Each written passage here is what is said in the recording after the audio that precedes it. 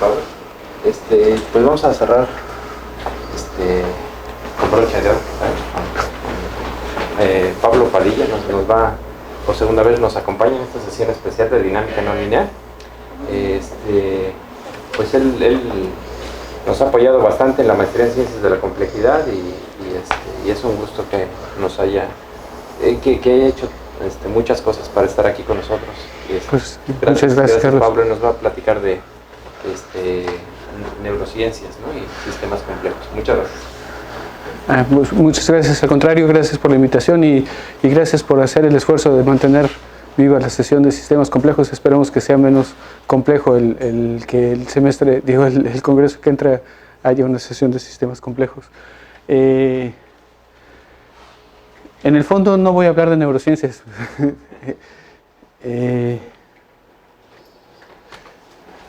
Me gustaría platicarles de algo que hemos hecho en los últimos, pues ya varios años, pero han salido algunos resultados más o menos recientes que tienen que ver con sincronización, no necesariamente en sistemas biológicos, sino sincronización en general, con algunas aplicaciones a sistemas biológicos. Seguramente muchos de ustedes ya han visto estas fotografías o estos videos. Por pura curiosidad, ¿saben de lo que les estoy hablando? Bueno, esto que parece arbolito de Navidad, para aquellos de ustedes ¿quiénes no lo conocen? Nada más por... ok. Ni el video ni las fotografías, me quito de ahí para no estorbarles. Este es un árbol en Tailandia y está lleno de luciérnagas, o sea, no es un arbolito de Navidad, son luciérnagas. Y creo que tenemos suficiente poca luz aquí para que se vea bien. Esto que es la fotografía que aparece en el lado izquierdo. Gracias. Es una versión en tiempo real. Son muchas luciérnagas que se están viendo unas a otras y que tienen una política de destello específica, pero conforme pasa el tiempo, pasa lo que se ve allí, ¿no? Que empiezan a destellar todas al mismo tiempo.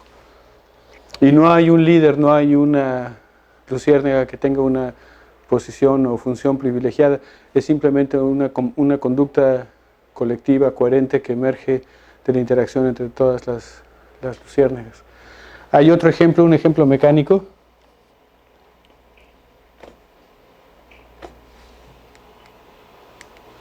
Bueno.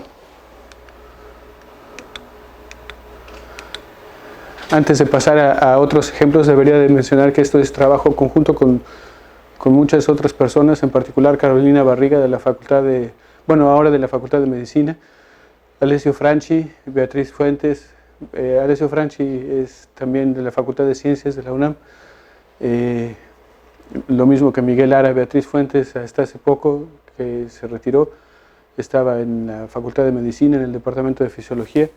Enrique Escalante, que está en la Universidad Veracruzana, y Marco Ariel Herrera, que está también en la Facultad de Ciencias de la UNAM. Por diversas razones, cada uno de nosotros tiene intereses en entender fenómenos de sincronización o de emergencia de comportamientos colectivos. Este es otro ejemplo que seguramente también muchos de ustedes conocen, pero que me gustaría presentarles, porque si tengo que resumir, y lo voy a hacer en la siguiente transparencia, cuál es el mensaje que me gustaría dejarles, es precisamente el de tratar de investigar el papel del ruido en la sincronización. O sea, en qué medida el ruido hace más o menos eficiente el fenómeno de sincronización. Pero déjenme mostrarles. Espero que funcione, porque a veces se pone lenta, pero parece que está bien. Originalmente no pasa nada. Son una serie de metrónomos colocados sobre una mesa y pues, como se puede ver, no sucede nada.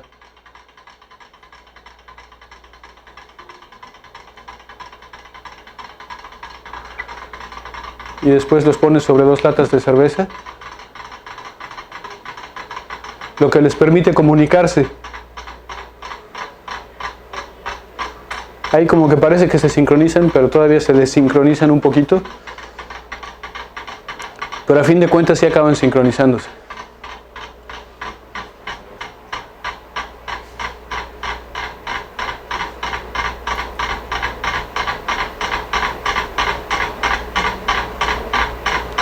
Ahí ya más o menos están sincronizados y por ahí se quedan.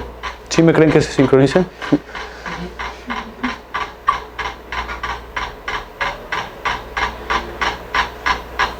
O sea, yo puedo pasar a la siguiente transparencia. Sí, es la importancia de que sean o Coca Light o Corona cualquier. En el fondo lo que nos gustaría es proponer un esquema matemático para tratar de entender estos fenómenos de sincronización que aparecen por todas partes. Voy a hablar un poquitito desde la perspectiva,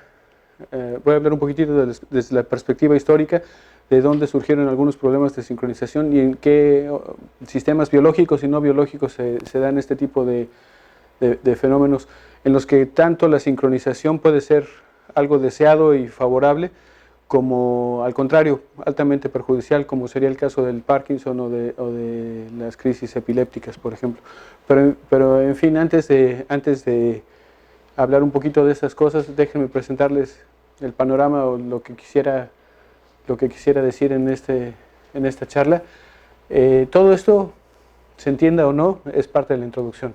Y todavía voy a seguir con la introducción un poquitito más.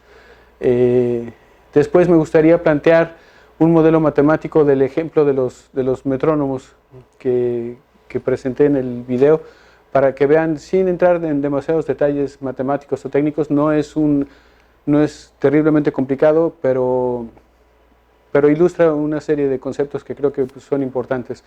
En el fondo, lo que me gustaría platicar un poquito más con detalle tiene que ver con ruido y sincronización, que es el trabajo que hemos hecho recientemente con gente de la Facultad de Ciencias.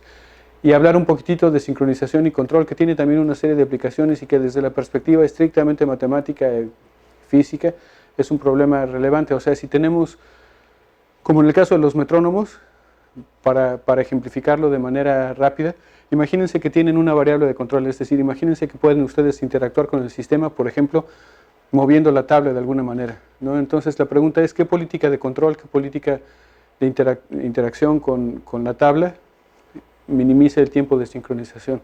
¿O qué pueden hacer ustedes para hacer más eficiente el proceso de sincronización? ¿Qué tanto depende ese proceso de sincronización de cómo están interactuando los componentes del sistema, de las características específicas de los componentes del sistema, etcétera, etcétera, ¿no? Y al final me gustaría hablar de lo que yo llamo frentes de sincronización, que espero tener tiempo para explicar en detalle, pero que tiene que ver con sistemas espacialmente extendidos, sobre todo de células. Déjenme platicarles un poquito de la historia del problema. Cualquier problema que se respete debería de remontarse o a Pitágoras o a Aristóteles o a los griegos clásicos. Este no tiene tanto pedigrí, pero Huygens, Christian Huygens, el mismo de los relojes, el mismo de los telescopios, el mismo de la probabilidad, se enfermó, lo cual ilustra claramente el punto de que enfermarse, al menos para ciertas personas, puede resultar altamente productivo, ¿no? Al menos para Huygens. A mí no me ha resultado, pero, o sea, no he generado nada, ni siquiera relativamente interesante cuando me da gripa, pero Huygens era Huygens, y en una carta a su padre, bueno, la fecha es esta, el 26, tan antiguo como el 26 de febrero de 1667, describe cómo mientras había permanecido en cama enfermo realizó el siguiente descubrimiento, y lo que presento es una traducción de este fragmento de la carta de Huygens a su papá. Dice: es digno de mención que cuando se suspenden dos relojes así construidos de dos ganchos de la misma viga de madera, los movimientos de los péndulos en direcciones opuestas coincidían tanto que nunca se retrasaron en lo más mínimo uno con respecto a otro, y su sonido se escuchaba siempre al mismo tiempo. O sea, lo que hizo Huygens cuando estaba enfermo es el experimento de los metrónomos, pero no con metrónomos, sino puso dos sillas. Podría ejemplificar el dispositivo experimental, pero no lo voy a hacer. Pone dos sillas, puso una viga y cuelga dos relojes de péndulo de la viga, y observa no que se sincronizan en fase, sino la descripción que provee aquí es justo que se sincronizan perfectamente en antifase, en oposición de fase. Pero en esencia es exactamente el mismo experimento que los metrónomos. Entonces, a uno le gustaría tratar de entender cómo emergen estos comportamientos de sincronización. Como decía hace un momento, pueden tener implicaciones muy positivas o de hecho necesarias para el buen funcionamiento de sistemas biológicos y de otro tipo de sistemas, o pueden ser indicativos de comportamientos o de patologías o de conductas poco deseadas, como en el caso de las crisis epilépticas o del Parkinson. Pero piensen en cuando a su coche le empieza a sonar algo o tiene un ruidito, ¿no? Eso es una evidencia también de comportamientos sincronizados que no son deseados. Ya que no puedo remontarme con la historia de la sincronización, al menos la etimología sí la puedo remontar al griego, ¿no? Sincronización viene del griego, que es un prefijo, sin, que significa común, y chronos, que significa tiempo. De alguna manera describe el hecho de que los componentes de un sistema se comunican entre sí de alguna forma y empiezan a exhibir comportamientos colectivos coordinados. Eso es un poco en el fondo la noción más general de sincronización.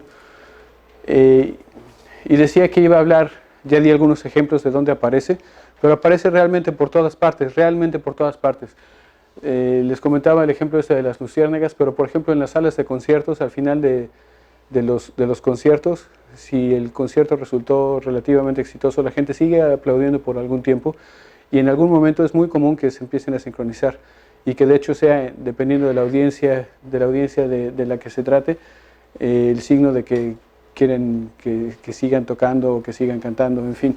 Y hay, lo crean o no, hay gente que se ha dedicado a estudiar el tiempo de sincronización de aplausos, dependiendo si la audiencia es en Estados Unidos, en Latinoamérica, en Europa, qué tanto depende de factores culturales, qué significa, en fin. Pero en sistemas biológicos hay algunos ejemplos que a mí me parecen fascinantes. En particular, no sé si se hayan hecho la pregunta, sobre todo cuando aquí es muy pertinente, ¿no? De ¿por qué zumban los mosquitos? ¿No? O sea, en el fondo a los mosquitos no les conviene en absoluto hacer ruido cuando te van a picar. No les provee ninguna ventaja adaptativa, al contrario, uno en el esfuerzo de matar mosquitos se da un sinfín de cachetadas o de zapes uno mismo, pero porque oye el mosquito. Y sí tiene una razón evolutiva. Los mosquitos machos y las mosquitas hembras baten las alas a diferentes frecuencias. Y se entiende más o menos bien que cuando se localizan, se oyen, por así decirlo, porque no es exactamente que se oigan, pero se detectan, se sincronizan a una frecuencia, los batimentos de las alas se sincronizan a una frecuencia que es el mínimo común múltiplo de las frecuencias de ambos. O sea, les sirve para parearse, que es más importante que comer, ¿no? Bueno, eso dicen los biólogos. Yo no... En fin, aquí déjenme dar, porque no quisiera extenderme mucho en los ejemplos, pero hay un libro muy bonito de un físico matemático, Strogatz, que se llama SINC, justamente SINC, que describe muchos de estos fenómenos de sincronización. En los músicos es muy claro, en las orquestas clásicas, si los músicos están ligeramente desafinados, se producen batimientos. En el siglo XX las orquestas desarrollaron esta habilidad de afinarse lo suficientemente bien como para que en un colectivo de músicos, de instrumentos de cuerda sobre todo, muy grandes, de todas formas la afinación fuera perfecta. Los movimientos colectivos de los pájaros, en los que los batimientos de las alas, por ejemplo, empieza a ser sincronizado. Menciono las cigarras, pero me gustaría enfatizar estos dos, las células en glándulas y las células cardíacas, sobre todo las células en glándulas. Si piensan en una glándula como un fabricante de hormonas, es claro que la colectividad del tejido tiene que estar coordinada para que la producción de hormonas sea eficiente. Si cada célula en el páncreas se le ocurre secretar insulina al tiempo que mejor le parezca, no hay una acción concertada y por lo tanto no habría una efectividad en la acción de la insulina. De la misma manera se puede pensar en las glándulas, en muchas otras glándulas y en muchos otros sistemas u órganos como el corazón. Entonces, de manera general, voy a pensar en la sincronización como en la emergencia de comportamientos colectivos, lo que llamo aquí ajuste de dinámicas de las componentes. O sea, voy a pensar que el sistema está hecho por células, por metrónomos, etcétera, por osciladores, valga la reducción matemática, por osciladores no lineales que tienen un comportamiento periódico robusto, estable. O sea, por sistemas que exhiben un ciclo límite estable y que están acoplados de alguna manera. Y entonces lo que me va a interesar es tratar de averiguar de qué manera tenemos que acoplarlos y cómo influyen los parámetros de acoplamiento en esta emergencia de dinámicas o ajuste de dinámicas. Déjenme leer la definición que propongo, porque como toda buena definición pues no sirve para nada, pero como esta es mía, estoy muy orgulloso de ella. Entonces, lo que digo es que es un ajuste de dinámicas de las componentes de un sistema con características estructurales similares debido a la interacción entre ellas. Como marco genérico, eso es lo que me gustaría entender por sincronización. Y esto que voy a presentar ahorita es el análisis del sistema de 2 metrónomos que mostré en el video. Esta es la ecuación de movimiento para el ángulo del desplazamiento. Θ representa el ángulo de desplazamiento de un metrónomo. Entonces no es cuestión más que describir la segunda ley de Newton para el metrónomo. Es básicamente un péndulo, pero un péndulo no lineal que hace que tenga un comportamiento periódico robusto. Para aquellos de ustedes que estén familiarizados con los osciladores de tipo Van der Pol, este es una especie de oscilador tipo Van der Pol.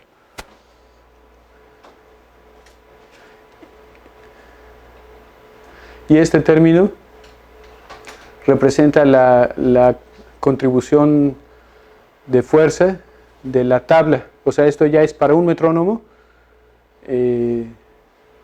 sobre la tabla. Y este es, además de los metrónomos o de los péndulos propiamente, se tiene una ecuación de movimiento para la tabla.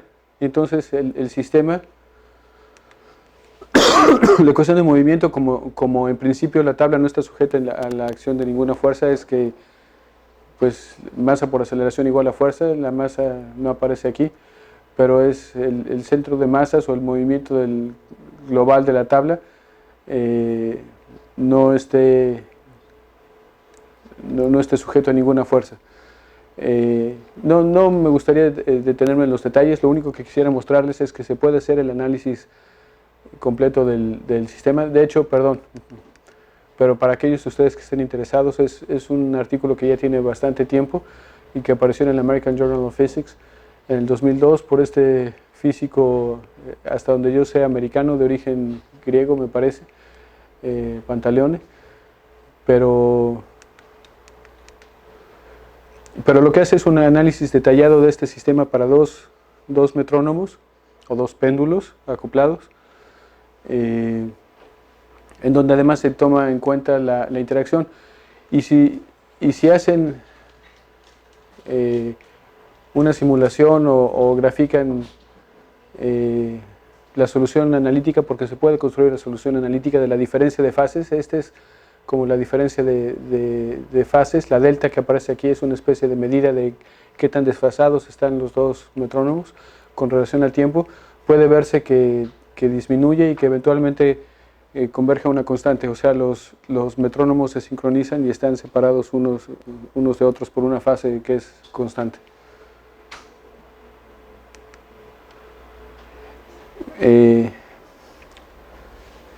Bueno, decía Hernán que no quería hablar de biología, yo sí quiero hablar de biología y este me parece un ejemplo interesantísimo. Déjenme saltarme esto y regresar y mejor mostrarles el dibujito, o bueno, la grafiquita. Esta es una red de regulación genética artificial, construida originalmente por Elowitz y a la que llamó el represilador. O sea, ¿por qué se llama el represilador? Porque esta inhibe a esta, que inhibe a esta y que inhibe a esta. O sea, es una represión cíclica que da origen a dinámicas periódicas. Entonces, si se fijan, si esta crece, esta tiene que disminuir porque esta inhibe a esta. Pero si esta disminuye, esta puede crecer porque no tiene nadie que la inhiba. Pero entonces, y así sucesivamente, ¿no? Es un poco como piedra, papel o tijeras, que piedra mata tijeras, tijeras mata papel y papel mata piedra. Es exactamente el mismo tipo de dinámica cíclica y en un sentido más matemático que voy a mencionar posteriormente. Pero ya que les presenté la simulación o el dibujito, déjenme leerles parte del resumen del artículo en el que se presentó originalmente este oscilador genético. Espero que se entienda y si no hago un par de aclaraciones. Dice, las redes de biomoléculas que interactúan desempeñan muchísimas funciones esenciales en las células vivas, pero los principios de diseño que subyacen el funcionamiento de tales redes intercelulares permanece todavía pobremente entendido. Esto es como de más o menos 2004, 2005, más o menos, no recuerdo la fecha con precisión, pero hasta cierto punto sigue siendo cierto que la parte bueno, como nos comentabas, ¿no? En tu plática, inferir la arquitectura de las redes de regulación genética de los datos experimentales sigue siendo un reto enorme, ¿no? A pesar de esfuerzos intensivos que incluyen el análisis cuantitativo de sistemas relativamente simples. Dice, aquí presentamos un enfoque complementario a este problema, que consiste en el diseño y la construcción de una red sintética para implementar una función particular. Hemos utilizado 3 represores transcripcionales que no son parte de ningún reloj biológico natural, o sea, estas bolitas que representan el estado de activación de un gen, y que se inhiben cíclicamente, son a lo que se está refiriendo, para construir una red oscilatoria a la que llamamos represilador en Escherichia coli. Y entonces espero que revisitado esto tenga un poco más de sentido. Este es un gen que inhibe otro gen, que inhibe otro gen, que inhibe al primero y que produce una dinámica cíclica. Bueno, ¿eso qué tiene que ver con la sincronización? Pues tiene mucho que ver con la sincronización, sobre todo si puedo ir en la dirección correcta de pasar a transparencia, ya. Porque si a cada célula, a cada bacteria, a cada E. coli le implantan uno de estos relojes sintéticos, pero permiten que las E. coli se comuniquen entre sí por mecanismos químicos. Aquí a lo mejor se aprecia poco, pero bueno, lo que resulta es que empiezan a destellar en sincronía. Se acopla el sistema con un reportero que es una proteína fluorescente y que cada vez que pasa el sistema, el reloj biológico por un cierto punto,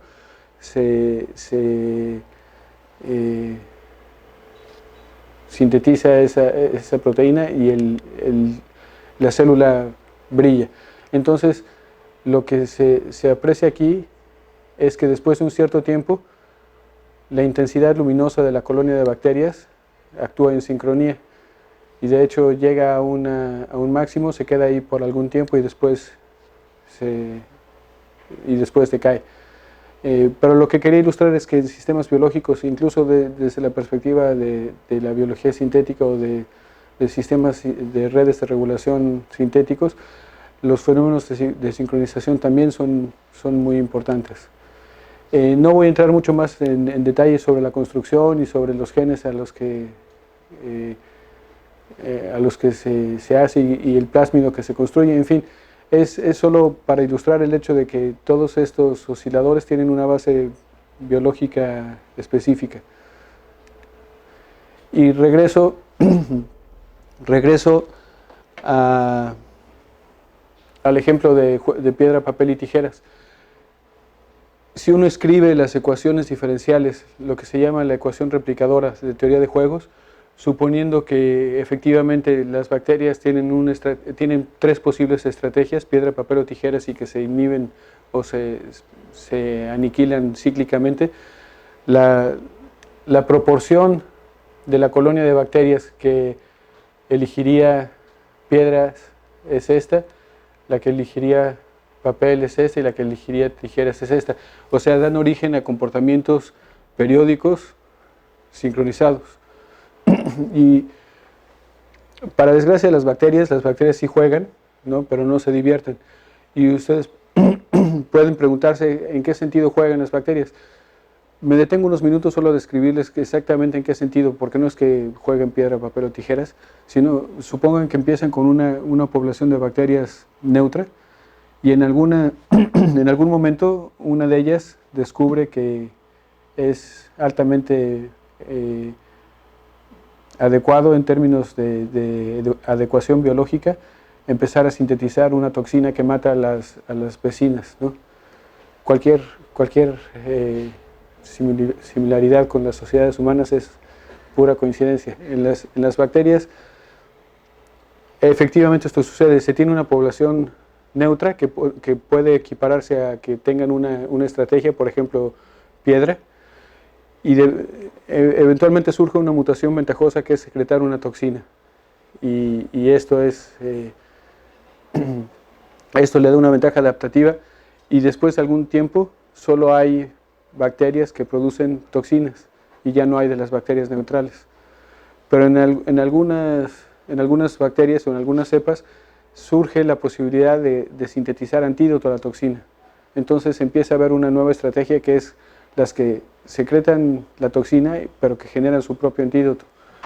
Y después de algún tiempo de reflexión por parte de las bacterias, se dan cuenta que secretar la toxina no tiene ningún sentido, solo es energéticamente costoso y que si pueden solamente volverse inmunes a la toxina, esa es la estrategia más adecuada. Entonces, después de un rato, solo hay bacterias que secretan que secretan antídoto, pero que no secretan toxina.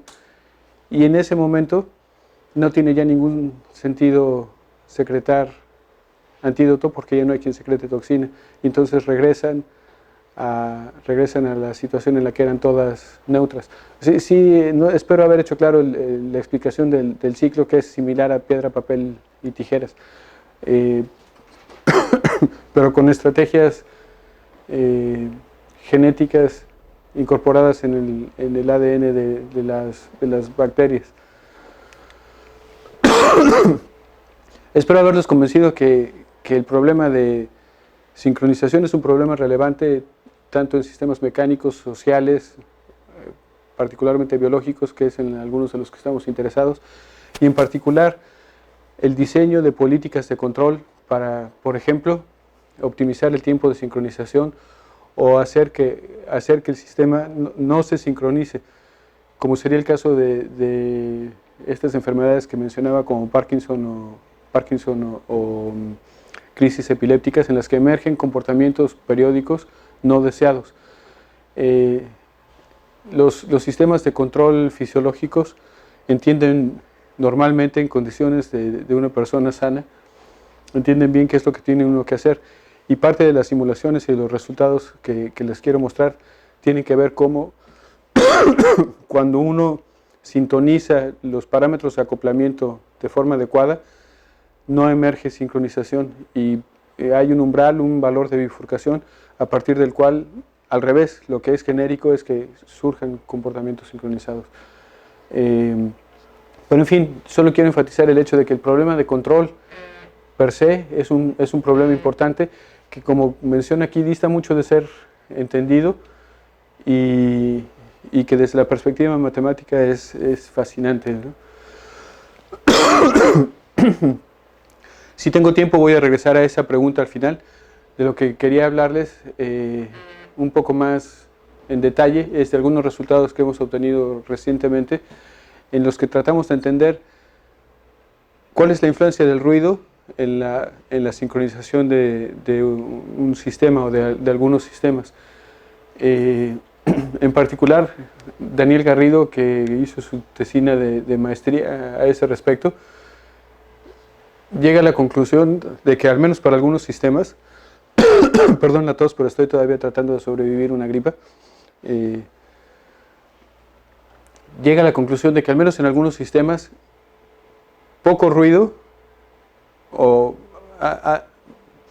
intensidades de ruido pequeñas favorecen la sincronización y que intensidades de ruido más grandes que un cierto umbral más bien empiezan a ser contraproducentes y más bien hacen que el sistema se vuelva completamente caótico. Entonces, entender desde una perspectiva rigurosa y desde una perspectiva de sistemas dinámicos cuál es el papel del ruido en la sincronización es algo que pues es interesante per se. Y la otra, me remito al experimento, por ejemplo, de los metrónomos. No sé si se fijaron, pero no lo voy a volver a poner, pero pueden ustedes hacer el experimento. Los metrónomos no estaban a la misma frecuencia, o sea, unos estaban en allegro y otros en moderato y otros estaban, en fin, o sea, a lo que me refiero es a que no estaban inicialmente en la misma frecuencia. No es solo el hecho de que estando en la misma frecuencia acaben todos sincronizados, sino que estando o empezando en frecuencias diferentes acaben todos sincronizados. Y si ese es el caso, hay una pregunta natural interesante y es ¿cuál es la frecuencia común a la que se sincronizan los metrónomos y cómo depende esta de los parámetros? ¿Qué tiene que ver esto con el ruido? Tiene que ver mucho en el fondo porque, y no voy a presentar algunas fórmulas, pero no voy a detenerme tanto en los detalles. Lo que quiero hacer ver es que introducir ruido, aun cuando el sistema real no esté sujeto a ruido o fuera un sistema ideal sin estar sujeto a ruido, introducir ruido desde una perspectiva metodológica matemática permite escribir una ecuación diferencial parcial del tipo Fokker-Planck y resolver esa ecuación nos permite calcular la frecuencia de sincronización, que es un resultado que nos pareció interesante. Si alguno de ustedes está interesado en los detalles un poco más tétricos, digamos, técnicos, esto está por salir o salió, bueno, está, como diría un amigo, estuvo en proceso de rechazo un rato, pero ya finalmente logramos convencer a los árbitros de que sí valía la pena que lo publicaran. Y entonces, si alguien está interesado en los detalles, acaba de salir hace unas cuantas semanas, ¿no? Y lo que quisiera es, sin detenerme demasiado en los aspectos matemáticos, presentar dos tipos de acoplamiento diferente. Este es uno de los osciladores que consideramos independiente. Y después introducimos esta matriz de acoplamiento que depende de las diferencias de las posiciones de los osciladores. Este es uno de los modelos que consideramos que podría pensarse, es análogo a la forma en la que se acoplan las neuronas, por ejemplo. O sea, este tipo de modelo hasta cierto punto sería representativo de la dinámica neuronal.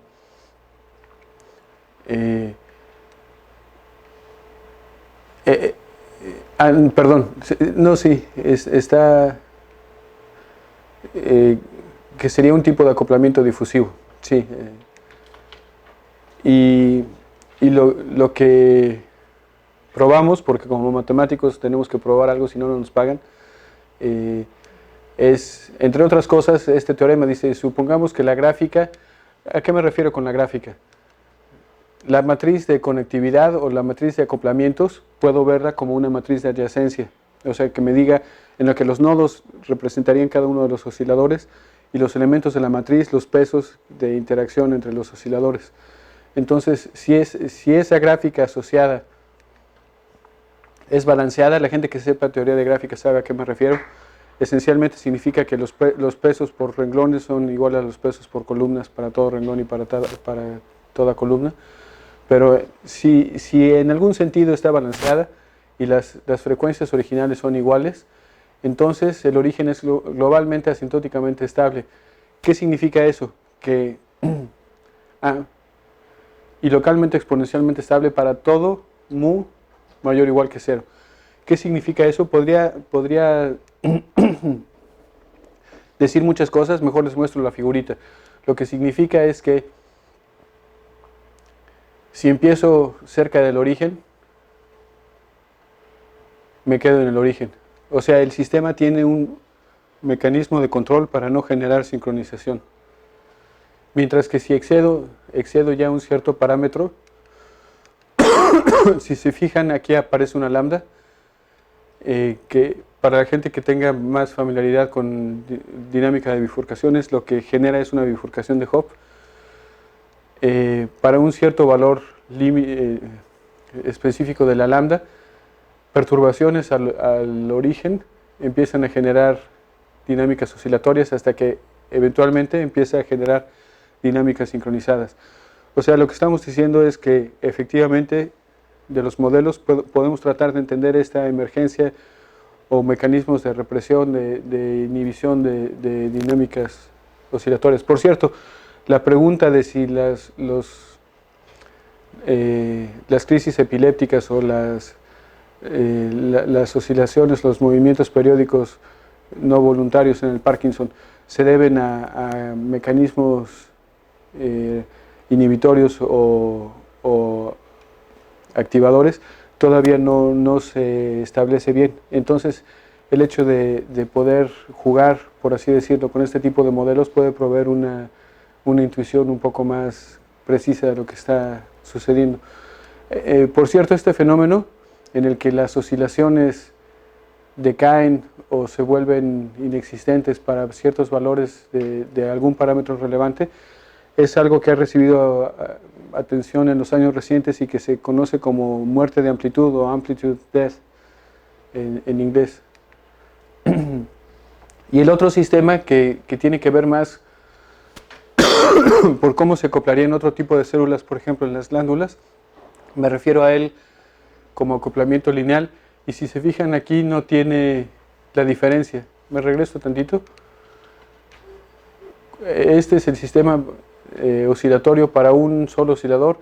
Este es el sistema escrito en forma de una ecuación de primer orden con el acoplamiento incluido, y si se fijan el acoplamiento depende de la diferencia de las posiciones.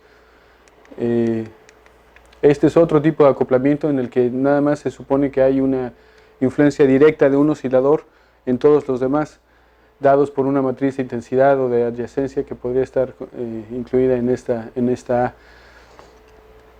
Es en este sistema en el que introducimos ruido.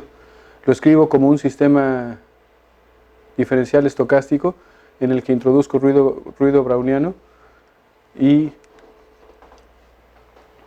eso me permite escribir la correspondiente ecuación de Fokker-Planck. Y si hago la hipótesis de sincronización, ¿qué significa que introduzca la hipótesis de sincronización?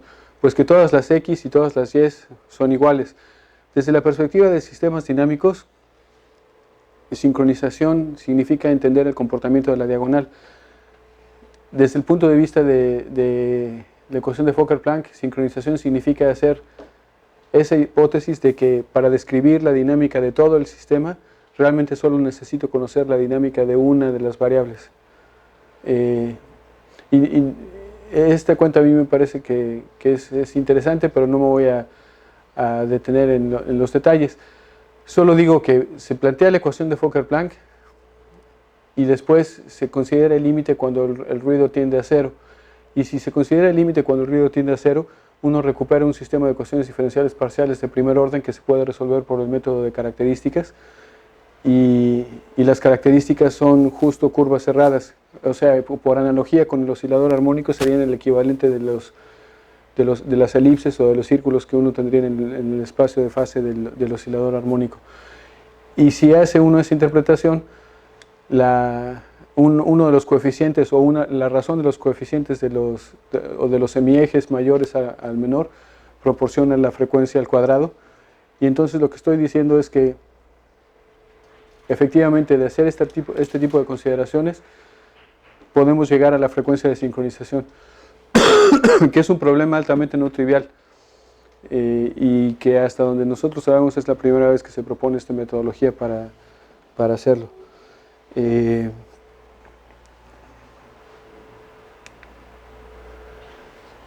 el tiempo que me queda, sí, tengo como 15 minutos más, Carlos. ¿No? Sí, 15 minutos. Ok. En el tiempo que me queda me gustaría regresar y retomar algunas preguntas y algunos otros sistemas. En particular, una pregunta, como digo aquí, que es en cierto sentido básica cuando uno estudia la emergencia de ciclos circadianos.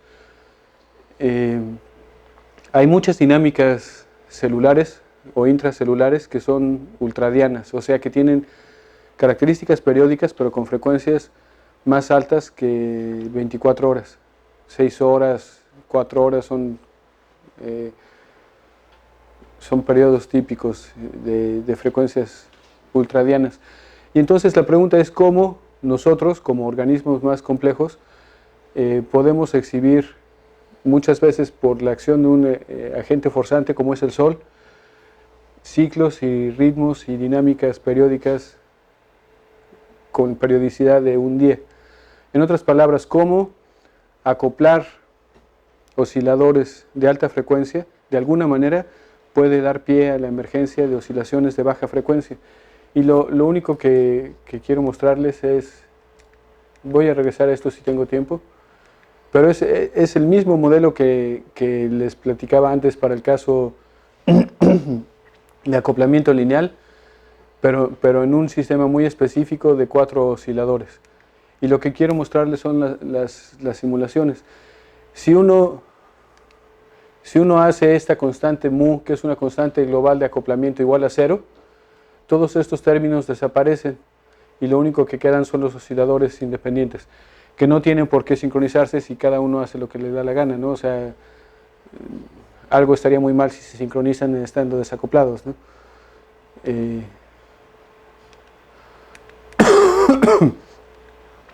¿Qué es lo que corresponde a esta gráfica? O sea, está tan llena porque con condiciones iniciales de los 4 osciladores, cada uno sigue por su cuenta y llena el espacio.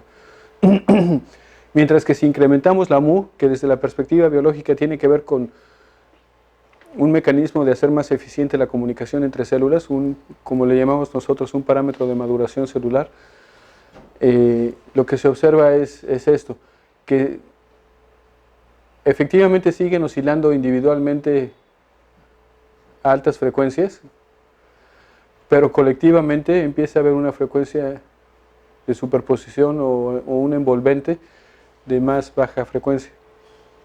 Ese tipo de cosas, por ejemplo, esto en particular, no lo hemos entendido del todo analíticamente. Entonces hay muchos retos y muchas preguntas desde la perspectiva de sistemas dinámicos y de teoría cualitativa de sistemas dinámicos per se. Y bueno, me gustaría terminar con esto de frentes de sincronización. Hasta ahorita solo he hablado de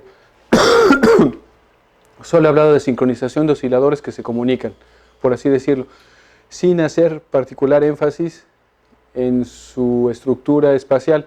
Sí hay una estructura espacial implícita porque hablé de acoplamientos y de una estructura de red, pero en el caso en el que por ejemplo tengamos un tejido en el que las células desde una perspectiva macroscópica dejan de contar y lo único que cuentan es la estructura más global del tejido, se puede pensar en sistemas espacialmente extendidos. Todo esto lo digo para justificar, bueno, está el dicho este de que si uno tiene cabeza de martillo a todo le ve cara de clavo. Como yo me dedico a hacer ecuaciones diferenciales parciales, yo lo que tengo que ver es una ecuación diferencial parcial en alguna parte, y entonces si uno acopla muchos osciladores como los que les presenté y toma el límite en el que están ubicados en el espacio y la densidad es cada vez más grande, uno puede tomar un límite de sistemas espacialmente extendidos y escribir una ecuación diferencial parcial para describir los fenómenos de sincronización. Solo que si el sistema es espacialmente extendido, o sea, como sería en la realidad una parte del hígado, una parte del páncreas, en fin, y tratamos de que se comuniquen las células, el sistema puede que sea tan grande que no se logren sincronizar todas perfectamente, sino que se comuniquen localmente y que haya lo que yo llamo frentes de sincronización. Probablemente no se escuche el video. Es un video que ya tiene algún tiempo, pero que me gusta mucho. Y en algún momento, después de toda una explicación, sobre todo del represilador de Elowitz que mencioné al principio de la charla, y de otras cosas, aparecen frentes de sincronización.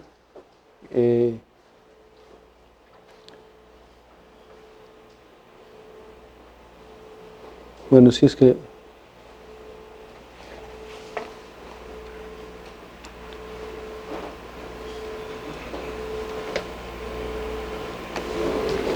Le quito el sonido y mejor más bien trato de decirles un poco de qué se va. Están hablando de relojes y de relojes biológicos y dicen que experimentos recientes han podido sincronizar relojes biológicos en una colonia de células. Estas son en particular a las que me refiero, que ahí están mezcladas, o sea, no están agitadas de tal manera que no hay estructura espacial, se prenden y se apagan al mismo tiempo. Y dicen que hacer esto sería equivalente a sincronizar todos los semáforos que hay en todo el mundo, ¿no? O sea, ese experimento en el que se prenden y se apagan las bacterias al mismo tiempo sería equivalente a poner de acuerdo a todos los relojes del mundo. Mencionan el trabajo de Elowitz y el mismo esquema que yo ya había mencionado de una red oscilatoria sintética que presenta comportamientos oscilatorios. Este fue el grupo que logró los comportamientos sincronizados, o sea, ya no el grupo de Jeff Hasty. Este chavo es un chavo mexicano, Octavio Mondragón, que estaba de postdoc en ese momento allí.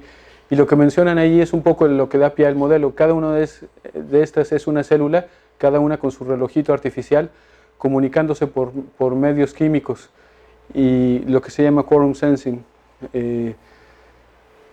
Y lo que genera es este comportamiento sincrónico emergente.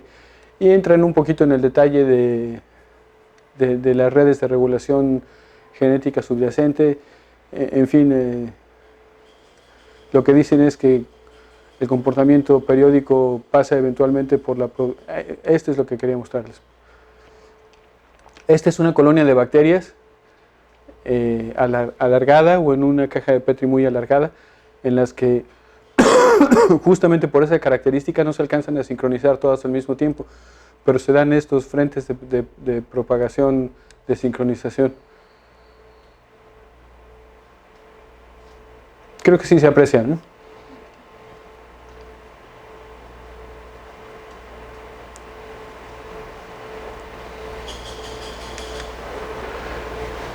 Antes de... O sea, la buena noticia es que ya cabe nada, falta una transparencia.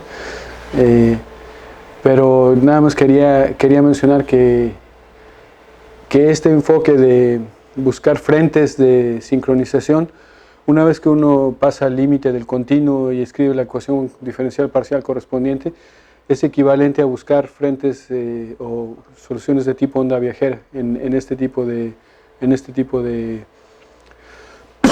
de sistemas.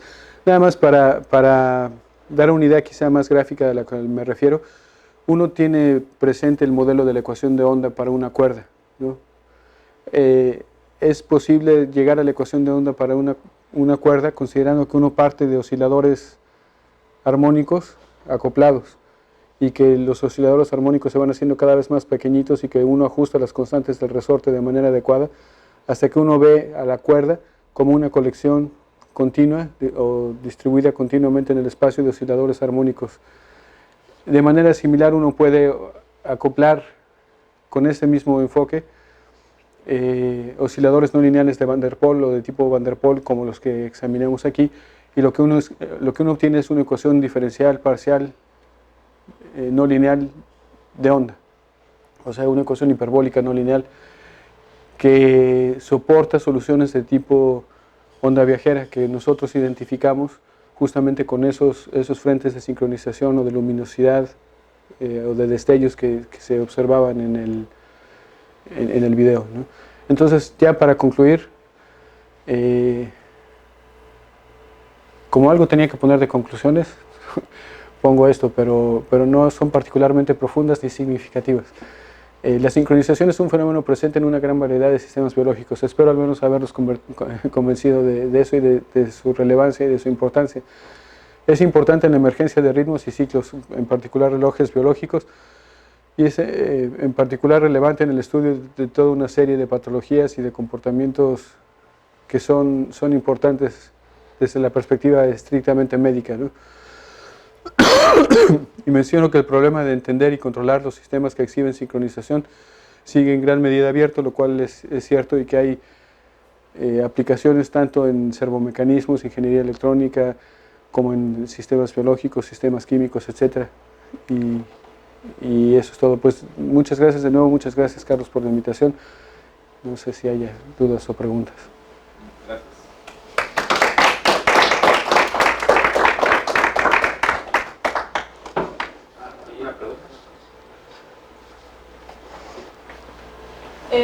¿Cómo han explorado cómo la sincronización depende del tipo de acoplamiento que se asume? No sistemáticamente, excepto estos dos tipos de acoplamiento que mencioné, pero justo es una pregunta interesante. Bueno, ya que lo mencionas, estos dos tipos de acoplamiento en los que modificamos específicamente el acoplamiento, pero con Enrique Escalante, que lo mencioné al mero principio, exploramos un sistema con acoplamiento lineal, pero en el que la difusión era fraccionaria, o sea, era difusión anómala. Y básicamente se ve que los tiempos de sincronización sí dependen fuertemente del tipo de difusión que estés suponiendo, pero excepto por eso no hemos explorado de forma más sistemática diferentes tipos de acoplamiento, que sería interesante. En particular, explorar como todo el espacio de posibles matrices de adyacencia y pesos. No sé si eso te refieres un poquito, pero no lo hemos hecho. ¿Más preguntas? Sí, sí, sí. Los frentes son como el de las palomas. Bueno, estos que por ejemplo están en las placitas y, bueno, no sé si o es sincronización. Por ejemplo, las palomitas cuando está una, luego brinca, digamos, en un conjunto y te bajan a comer y, por ejemplo, se alza una y como que las demás no hacen nada, ¿no? Pero de repente una sí y todas, esos también son no lo había pensado, pero es justo el tipo de fenómenos en los que estamos pensando. ¿Pero son frente o dos? Pues lo que pasa es que si tienes un sistema que es lo suficientemente pequeño o confinado a una región espacial suficientemente pequeña, el sistema se sincroniza como un todo. Pero si la componente espacial, si el tiempo de propagación de la señal o del mecanismo de comunicación que haya es comparable al tiempo que le tarda en recorrer una porción importante del sistema, entonces no se sincroniza como un todo y puedes empezar a hablar de frentes de sincronización. Yo creo que ese sería un ejemplo de frente de sincronización Sí, más allá digo, Sí, sí, no, es interesante, no, nunca lo había pensado. Mencioné vuelos de parvadas en los que los batimientos de las alas de los pájaros empiezan a ser sincronizados, pero si la colonia es suficientemente grande, se observan justo que no se sincronizan los batimientos de manera perfecta, sino que hay una estructura espacial de propagación del frente de sincronización, justo el mismo tipo de fenómeno que mencionas. Sí. ¿Alguna relación entre sincronización y energía del sistema? Eso es algo, bueno, déjame decirte, eso es algo que abre otra pregunta, creo yo, muy interesante y en la que mucha gente de sistemas dinámicos y control de sistemas dinámicos está trabajando. No tanto en términos energéticos, pero muy relacionado en términos entrópicos. O sea, la pregunta es si a priori puedes controlar un sistema dinámico sabiendo la estructura entrópica de su espacio de fases. Entonces las consideraciones de energía o de entropía sí son muy importantes en términos de sincronización. Habría que tener una formulación variacional a la que se presta este tipo de sistemas, en algunos casos al menos, para tratar de entenderlos desde una perspectiva energética o entrópica, pero de hecho estamos interesados justo en ese tipo de preguntas. ¿O si iba por allí o no? Sí estoy contestando tu pregunta. Y sobre sistemas excitables como las neuronas, la actividad, bueno, porque mencionaste el ruido al inicio, Ajá. pero quería entender si hay, por ejemplo, la actividad de su threshold, sí, del umbral del potencial de acción. Que no es observable, pero está allí. Pero es importante como el nivel en el que está, como el ruido, no sé, esa actividad no predispone o pone en un estado latente, pero no manifiesto, y ya lo ponen, o sea, ¿qué relación hay con sincronización? Sí, justo, por ejemplo, bueno, la pregunta que yo te hacía en tu charla sobre los retardos está relacionada con esta pregunta que tú haces ahora, porque puedes tratar de sintetizar un poco un sistema excitable como un sistema con retardo, o incorporar, también aquí cabría preguntarse qué es lo que pasa si las comunicaciones entre los diferentes osciladores no son inmediatas. Entonces, en el fondo, en el caso de los sistemas espacialmente extendidos, sí habría que tomar en cuenta las propiedades de excitabilidad del medio. O sea, la respuesta es no sabemos, la respuesta es otra de las tantas cosas que valdría la pena tratar de investigar un poco más a fondo.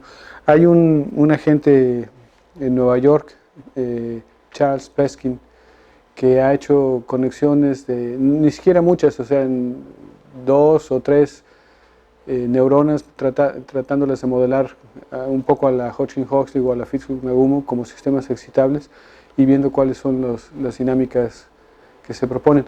Pero en términos de fenómenos colectivos más complejos como sincronización, en los que se requeriría una población pues un poco más grande, yo no conozco al menos gente que haya hecho cosas al respecto.